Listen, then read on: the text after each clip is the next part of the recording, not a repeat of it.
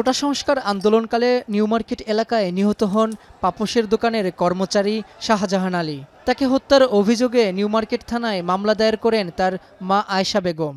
সেই মামলায় আলোচিত সাবেক সেনা কর্মকর্তা মেজর জেনারেল জিয়াউল আহসানকে খিলক্ষেত এলাকা থেকে বৃহস্পতিবার রাতে গ্রেফতার করে ঢাকা মেট্রোপলিটন পুলিশ।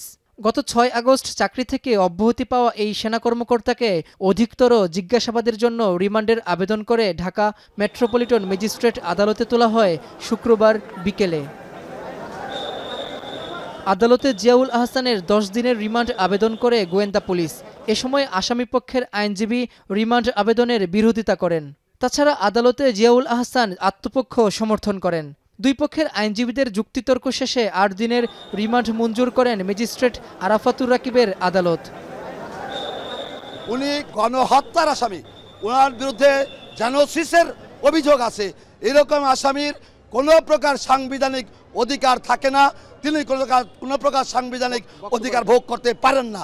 সেই হিসাবে আমরা বলেছিলাম যে আজকে যেহেতু প্রসিকিউশন 10 দিনই চেয়েছে বিজ্ঞ আদালত, ওনার অপরাধের তুলনায় এই রিমান্ডের আবেদন অত্যন্ত অপ্রতুল। তারপর বিজ্ঞ আদালত উভয় পক্ষকে শুনে ৮ দিনের রিমান্ড মঞ্জুর করেছেন। এদিকে নিউ মার্কেট থানায় একই হত্যা মামলায় গত ১৩ই আগস্ট সদরঘাট থেকে গ্রেফতার করা হয় সাবেক আইনমন্ত্রী আনিসুল হক ও সাবেক প্রধানমন্ত্রীর বেসরকারি শিল্প ও বিনিয়োগ উপদেষ্টা সালমান এফ রহমানকে।